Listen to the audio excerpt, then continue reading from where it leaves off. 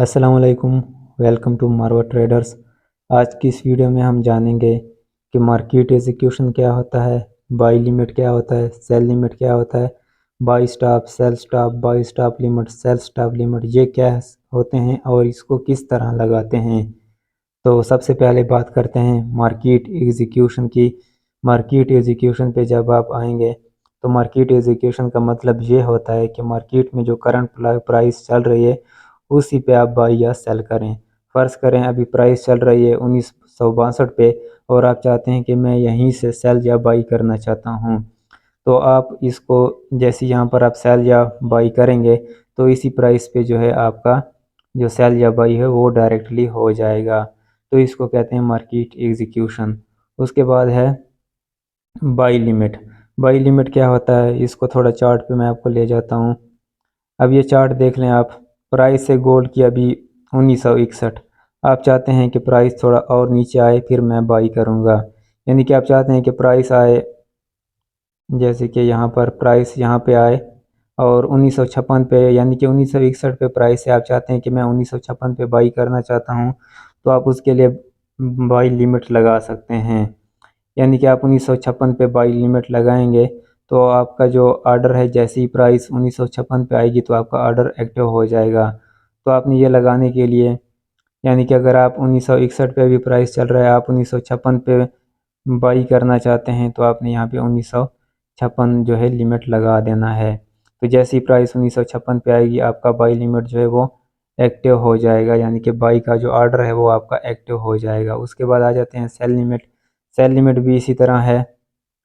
आप चाहते हैं कि मैं सेल लिमिट लगाना चाहता हूँ, प्राइस थोड़ा ऊपर जाए और वहाँ से मेरा सेल लिमिट लग जाए, यानी कि अभी 1961 पे प्राइस है और आप चाहते हैं कि मैं 1965 से सेल करना चाहता हूँ, तो आप सेल लिमिट लगाना चाहते हैं तो उसके लिए आप 1965 पे आप सेल लिमिट लगा सकते हैं।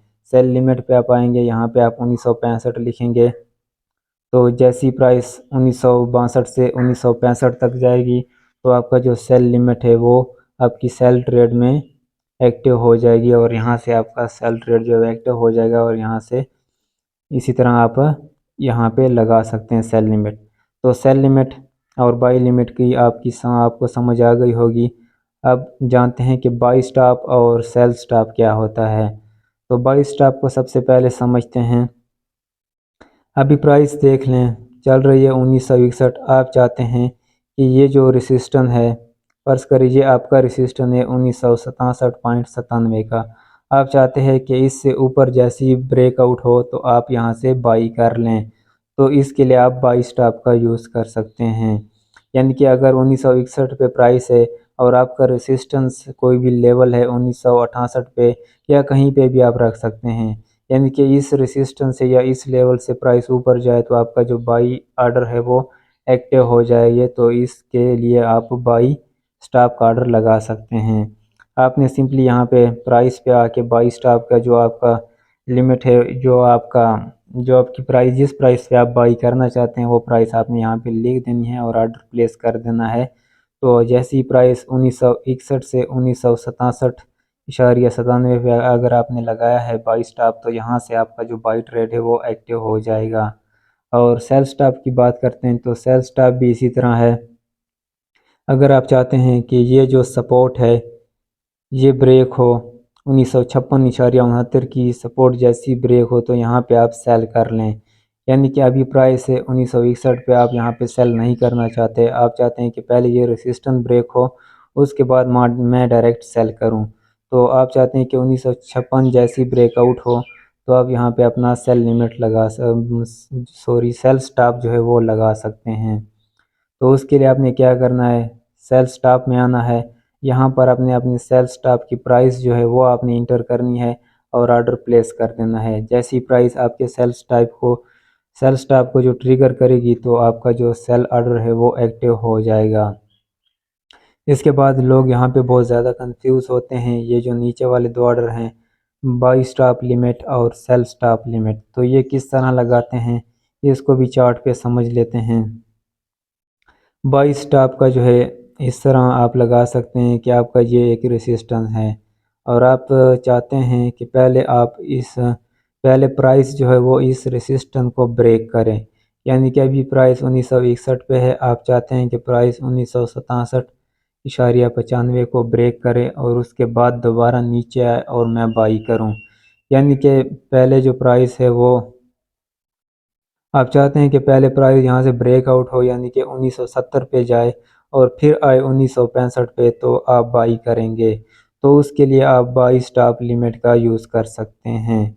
तो यहाँ पर जो है आपने पहले प्राइस लिख देनी है कि कहाँ पे आपका ब्रेकआउट है। यानी कि आप चाहते हैं कि 1970 पहले टच हो और उसके बाद प्राइस रिट्रेस करे, दोबारा नीचे आए और 1965 पे जो है आपका बाई ऑर्डर जो है, बाई स्टॉप लिमिट है वो जो एक्टिव हो। तो जैसे ही पहले प्राइस जाएगी 1970 पे, यानी कि आपने एक ब्रेकआउट लगाया है, जैसे 1970 पे प्राइस जाएगी तो आपका जो स्टॉप लिमिट ऑर्डर है, जो आपका बाई का लिमिट ऑर्डर है, वो 1965 पे एक्टिव हो जाएगा। और फिर जैसे ही प्राइस 1970 से 1965 पे आएगी तो आपका जो बाई ऑर्डर है वो यहाँ पे एक्टिव हो जाएगा। इसी तरह सेल स्टॉप भी इसी तरह है। आप चाहते हैं कि पहले ये रेसिस्टेंस ब्रेक हो और उसके बाद प्राइस दोबारा रिट्रेस करे, यानी कि प्राइस दोबारा नीचे आए। आप चाहते हैं कि सबसे पहले ये 1956 का जो लेवल है आपका ब्रेकआउट का, ये ब्रेकआउट हो और उसके बाद दोबारा प्राइस आए 1960 या 1961 पे, तो आप सेल लिमिट लगाएं, यानी कि यहाँ से आप सेल फिर करें। तो उसके लिए आपने ये करना है कि सेल स्टॉप लिमिट पे आना है, यहाँ पर प्राइस लिख देनी है कि आपका जो ब्रेकआउट की जो प्राइस है वो कितनी है।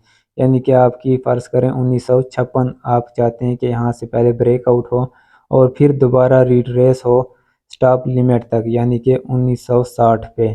तो इस तरह आप सेल स्टॉप लिमिट लगा सकते हैं, यानी कि पहले 1956 का ब्रेकआउट हो और फिर दोबारा वापस आए प्राइस 1960 पे, तो यहाँ से आपका जो सेल ऑर्डर है वो एग्जीक्यूट हो।